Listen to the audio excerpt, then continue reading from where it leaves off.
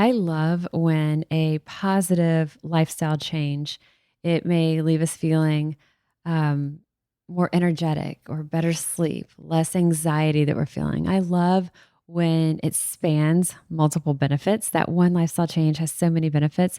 The things that we're talking about today, lifestyle changes that can influence our risk of breast cancer, are exactly that. They're things that science shows us are correlated to not only a lower risk of breast cancer, but they're also things that we know can have such a positive whole body benefit as well.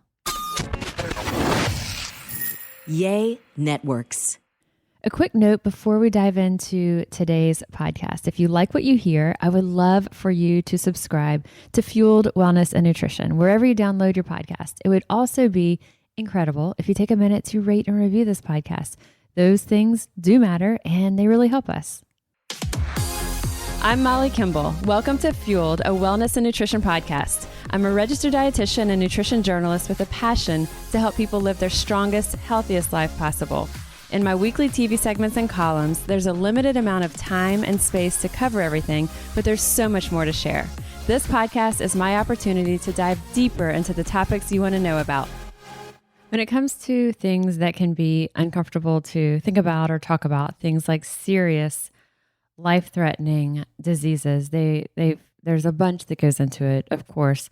They generally fall into two categories. Some that there is a level of lifestyle and behavioral changes that can influence our risk, either for better or for worse. And then that category where what we choose to do, what we choose to put in our bodies, how we move our bodies, is lifestyle choices we make, they just don't make any difference. And that can feel very helpless. It can feel incredibly overwhelming and just out of our control. So that category of things where those lifestyle choices do matter, that's where I want us to really put our energy and our focus and our emphasis. And so this topic that we're talking about is breast cancer this month. Of course, October being National Breast Cancer Awareness Month. It's something that we talk about year round. We talk about it around a lot of different topics, but especially it has a big spotlight on it this month. And so I wanted to kind of revisit some of the what science shows us, what we know, and what we see to be successful ways to significantly reduce risk, and then what's going to raise our risk. And so again, if you've listened to this podcast before, you know that I'm all about, let's put our energy where it matters. Let's put our mindset where it matters. Let's put that focus, that effort into things that we can actually do something about it. So when we're looking at nutrition and breast cancer, what can we do when it comes to moving our bodies, how we fuel our bodies? What can we do to help us beat the odds? So in this episode, we'll cover lifestyle shifts that we can start, things that, how we're moving our body, how we're fueling our body that seem to have an influence on our risk. And if you want an even deeper dive, I did a 2-part series a while back with Laura Kearns. She is our oncology dietitian, or one of our oncology dietitians with Oxnard Health. We did a 2-part series on nutrition and breast cancer prevention, also how she works with and counsels patients who are actually undergoing breast cancer treatment, and then also breast cancer survivors. If you want an even deeper dive, I'll include the links to that 2-part series. So when we look at breast cancer and nutrition and what are some of those top strategies that we can do to help reduce our risk, this is the one, I'm just going to start out with it. This is the one that is the probably most uncomfortable and the one that people hear the most and go, I hear you. Okay, what else can I do? What else can I change? Because maybe I'm not willing to change this just yet. And that, which is a significant risk factor for breast cancer risk, is alcohol. And there's no way that we can, help us make us feel any better about it. Simply put, alcohol is linked to an increased risk of breast cancer. The more we drink, the higher our risk. It's that simple. Alcohol raises our estrogen levels, and estrogen can be one of the risk factors for breast cancer. So alcohol raises estrogen levels, and there are byproducts of alcohol metabolism. So after we drink, as that alcohol is metabolized in our body, there are byproducts in that process that actually can alter our DNA in ways that can lead to cancer. And so it is not a maybe, it is a very highly, highly, highly likely that alcohol is increased to that risk. And again, the more we drink, the higher our risk. So women who have 3 drinks a week are estimated to have a 15% higher risk of breast cancer compared to women who don't drink at all. So 3 drinks a week, 15% higher risk of developing breast cancer. And then that risk goes up another 10% for every additional drink that a woman has each day. So that's a really significant correlation with alcohol and breast cancer. So when someone is talking with me and they are looking at preventative approach to all types of whole body wellness and all types of diseases, but especially cancer and then especially breast cancer, that's the number one. So starting with that one, we can say we would get it out of the way first to talk about it, but that's one that is it's there. And right now, actually, just before I sat down to record this podcast, I got a press release and it's about, XYZ organization is, serving up these pink cocktails. And it's, of course, my first thought is, y'all, let's do our, we have many, many pink, zero proof, eat fit cocktails in our book Craft. So a shameless plug there. If you're not familiar with our book Craft, it's from our Eat Fit team. It's Craft, the Eat Fit Guide to Zero Proof Cocktails. They are zero proof cocktails, meaning they have no alcohol. They are also Eat Fit approved, meaning they are very, very low in sugar, almost no added sugar. In most cases, there's no added sugar. So when we look at, I'm getting ahead of myself, but when we look at sugars and refined carbohydrates, that's not good either as we're looking at our risk factors. And so when I see these, whether it's local organizations, national organizations, and one of the things that they're doing that is to raise awareness, breast cancer awareness, and they're serving pink cocktails to drum up awareness. I'm like, they are pink cocktails with alcohol that are likely full of sugar. It's like the exact opposite that we need. And so it's something that is frustrating to me. I'm sure you can tell. And if you are in one of those organizations and you can make a decision on it, raise your hand and be like, hey, y'all, wait just a second. If we were trying to raise awareness for, breast cancer awareness here, the last thing that we really, quote, should do, I don't love the word should, but in this case, I would say should. Last thing we should do is be serving up cocktails, and especially cocktails that are high in sugar. So my preference, if organizations are listening or decision makers in those, even if it's too late for this year, for next year, I would say please consider serving a zero proof cocktail that is also low in sugar. And if you need ideas, reach out to me. We can share some of the ideas that are in Craft. If you have a copy of Craft, flip through it. If you don't have a copy, it's at bookstores, including so many of our local retailers. And you can just message me if you're like, hey, I don't have a copy of it. We can always just send you some of these zero proof pink cocktails. So that's one though. That's a big one is alcohol. So alcohol directly linked to our risk of breast cancer. The more we drink, the higher our risk. For just 3 drinks a week, that's a 15% higher risk of breast cancer. And then for every additional drink each day, that's another 10% our risk goes up. So being really mindful of alcohol, limiting it as much as possible, if not omitting it. And again, every year, if y'all have listened to this podcast, you know that we talk about our alcohol free for 40 challenge. We do that right after Mardi Gras. We do it for the 40 days of Lent.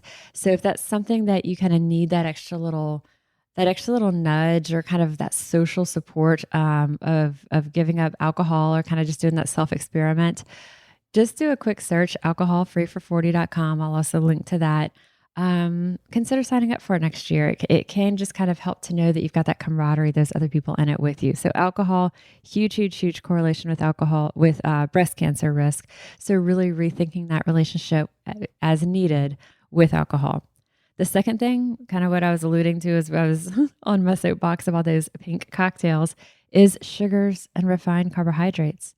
So what studies are showing us is that women who have a high glycemic diet, high glycemic meaning typically high in things like sugars, which is also often going to be like sugary soft drinks or sugary cocktails like we talked about, that sugars, sugary sweets or drinks, things like white bread, pasta, white rice, or high glycemic.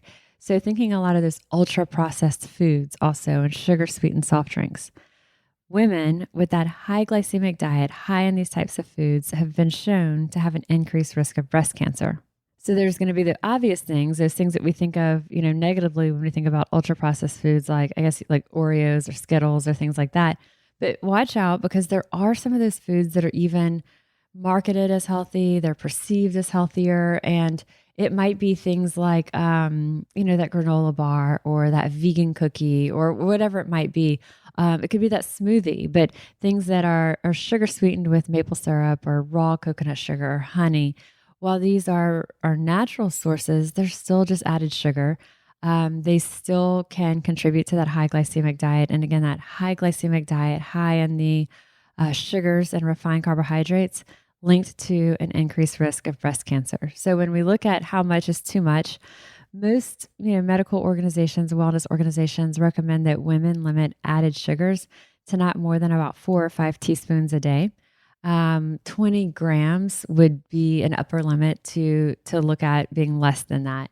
As close to zero as possible is what I would recommend, but 20 being that upper limit. And 20 may seem like a lot until you may look at a single cocktail or a single sugar sweetened drink or coffee, can easily have, 40 or more grams of sugar. So 20 grams of added sugar would be upper limit, as close to zero as possible.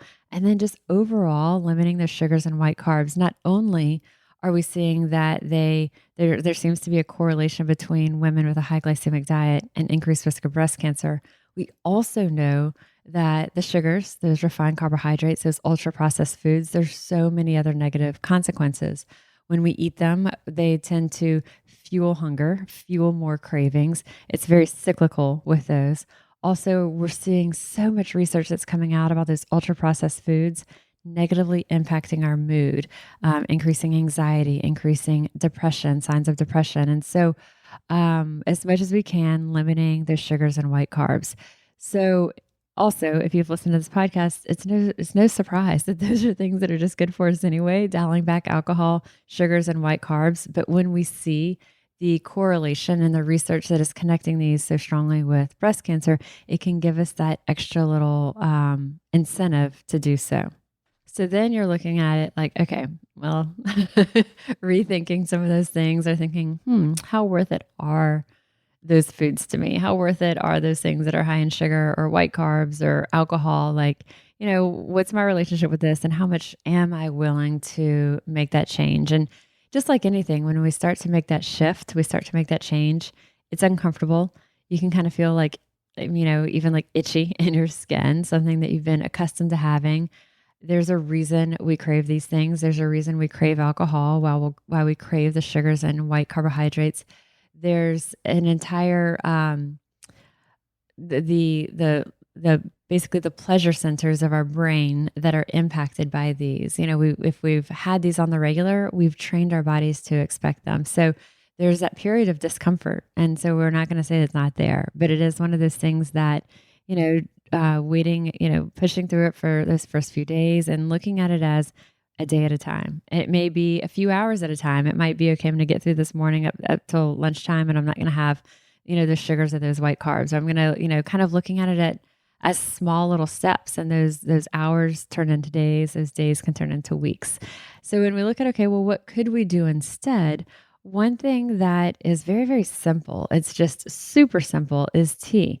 And it doesn't have to just be green tea. Green tea gets a lot of press, a lot of conversation around it for its wellness effects of all types.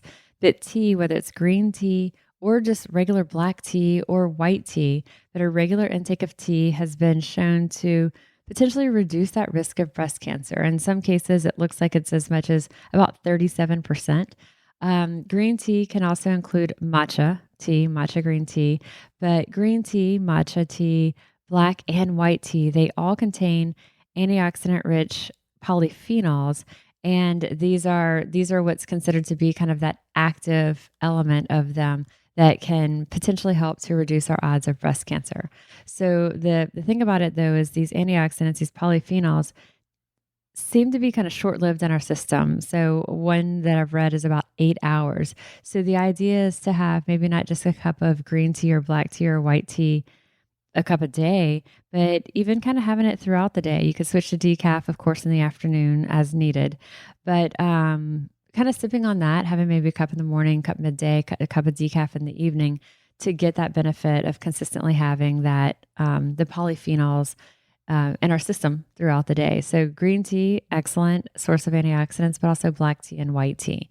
So when we talk about alcohol free for 40 and we're talking about giving up, alcohol, whether it's indefinitely if someone's making that decision or for that 40 days or just dialing it back, it's all about replacement behaviors. And so finding something that you like. And so you may think, if green tea is not your thing, some people find it, they may have like a little bit of an astringent effect or something, something that they're picking up on that they're not just wild about it.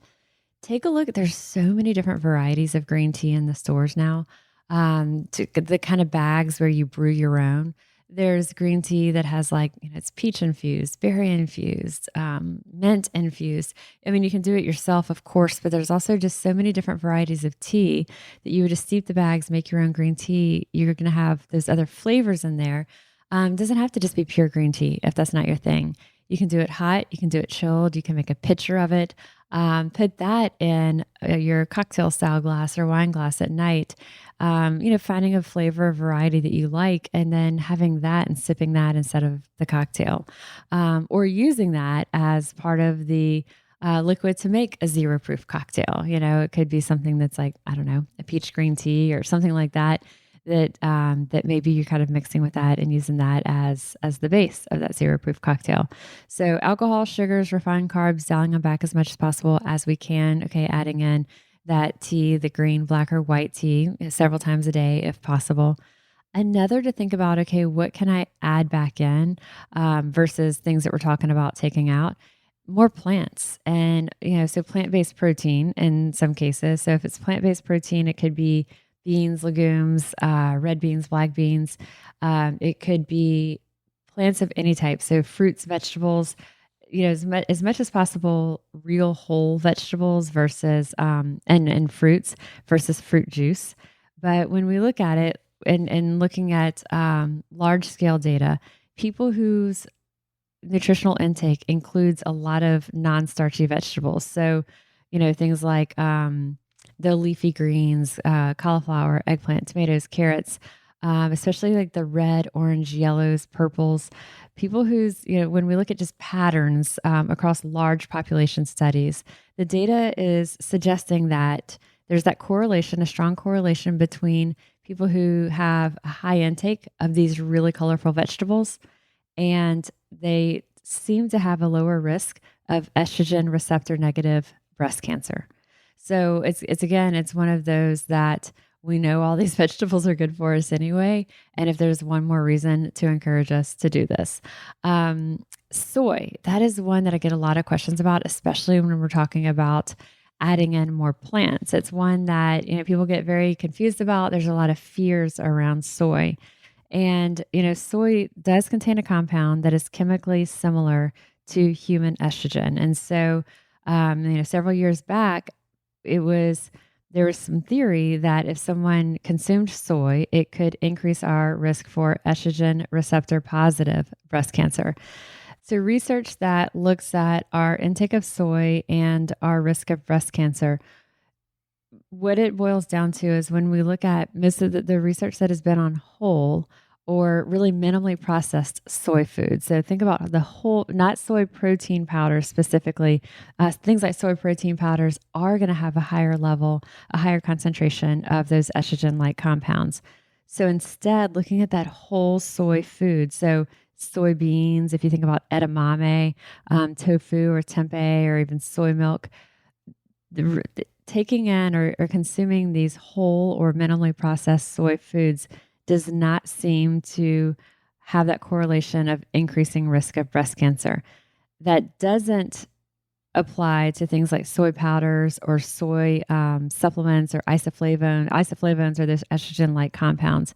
It doesn't apply to things that are supplements like the soy powders or the isoflavone supplements. So, I typically don't encourage people to consume soy protein back in the day, years ago, if someone wanted to do, let's just say, a protein powder and they were looking for a plant based option, you usually had whey protein, which is milk based. You may have had egg protein, which you don't see very often anymore, or soy based protein. Soy was almost, for what could be readily available or easy to find in stores, soy was the most common or among the more common of the plant based proteins. And that's not the case anymore. Now we see when you find protein powders, there's of course still ample options for whey protein, but the plant based protein powders are often centered on things like pea protein from like yellow peas and or green peas. And it's just the protein extracted from that pea protein, super neutral, super allergen friendly, and doesn't contain soy. The other proteins that'll often be blended with it might be protein extracted from brown rice or quinoa or all these other vegetables or grains that are largely starchy, but they're extracting the protein from it. So now when we see plant based proteins, just as a pure protein powder on shelves or added to things like, let's just say, protein bars or ready to drink protein shakes that are, plant based or they're vegan. Before, soy was the main option, but now almost, the pea-based protein and non-soy-based proteins have really taken over. They have a more neutral flavor than people found soy protein to be. They have a more neutral flavor. They also tend to be really easily mixable, so the texture is really good. It works better in a lot of the products that they're added to. So things that used to have a lot of soy protein or soy supplements are actually not even as common now because they've been replaced with these other non-soy plant-based options. So all of that is to say, when it comes to soy, if you are choosing to avoid soy protein powders or and not taking soy supplements, I would say fine, continue with that. That for the most part, when we look at that whole or minimally processed soy food like the soybeans, edamame, tofu, tempeh, soy milk, when we see population studies looking at consumption of those foods and risk of breast cancer, there doesn't seem to be a reason to consistently avoid these foods. So feeling fine about including those in the whole food form and not doing the supplemental form. And then there's a few things beyond diet that are really worth mentioning. So, alcohol, sugars, refined carbohydrates, we talked about. Adding in tea, whether it's green tea, white tea, black tea, experimenting with different flavors of that. Vegetables, whole vegetables, fruits, avoiding the juices, the fruit juices. But if it's a fresh pressed vegetable juice or whole vegetables, whole fruits, good to go. That whole or minimally processed soy, good to go there. And then beyond diet, two things that are definitely worth bringing up. They often correlate and are usually in the same conversation as diet. But one is trying to maintain or achieve a healthy weight.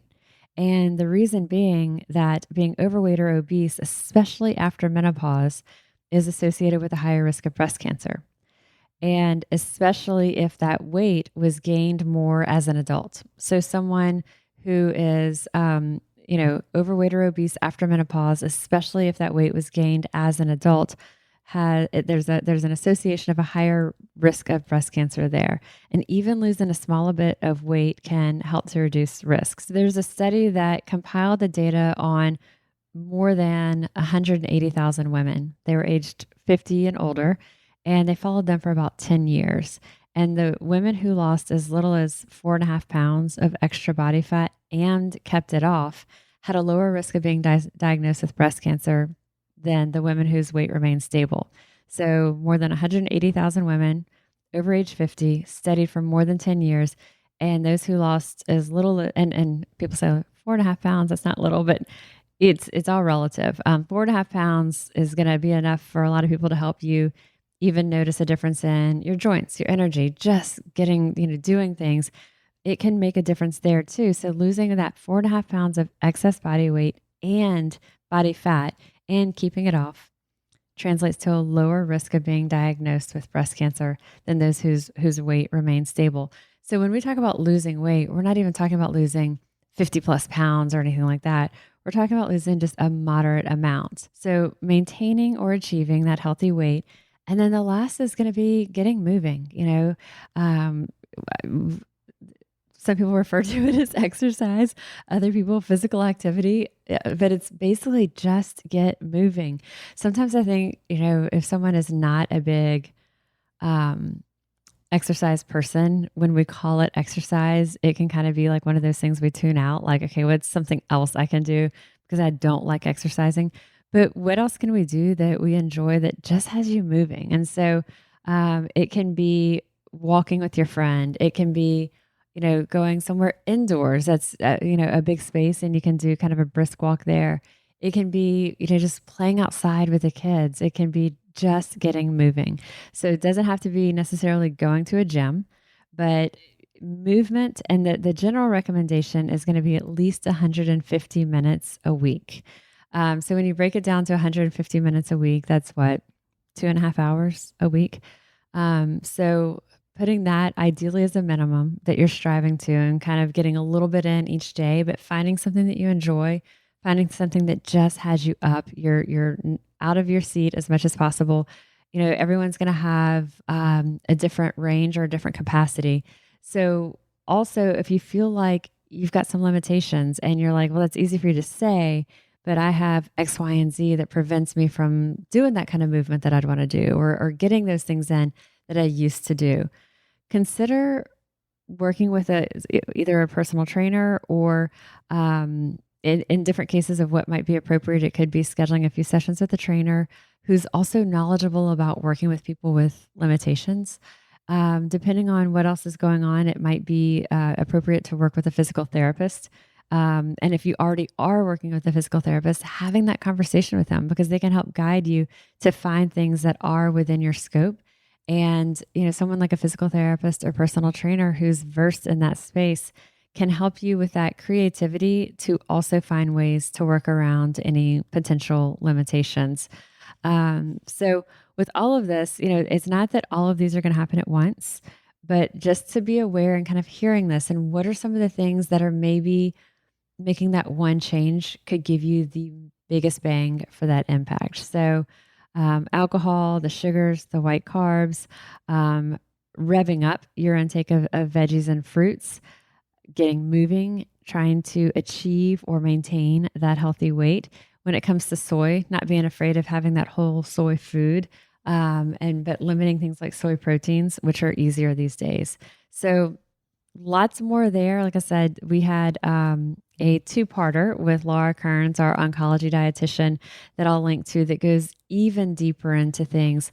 But I think, these are steps and lifestyle changes that have science behind it, showing that correlation, that impact, that influence on potential reduction on breast cancer risk. And every single thing we talked about pretty much is also something that's going to just leave us feeling better, leave us feeling more energetic, is better for our whole body health in other ways as well. So it's just one more reason to take those steps.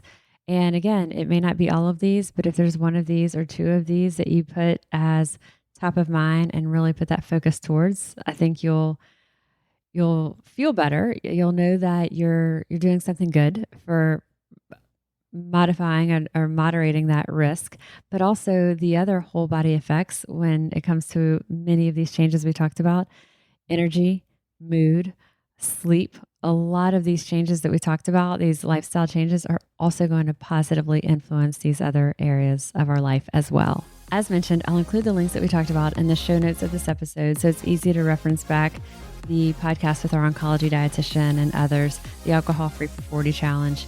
And always let me know what you think as you incorporate these strategies into your own life. I always want to hear about it. If there's other tools, other strategies that have been really successful for you, also let me know. I'm always learning from y'all so much. I am registered dietitian Molly Kimball, and you've been listening to Fueled Wellness and Nutrition, the podcast. If you'd like more Fueled Wellness and Nutrition, please head over to mollykimball.com, and you can follow me, Molly Kimball RD, on Instagram, Facebook, and Twitter. And if you haven't yet, please go to Apple Podcasts and subscribe, rate, and review this podcast. Join us next week for another dose of Fueled Wellness and Nutrition. Thanks for listening, and stay focused on living your strongest, healthiest life.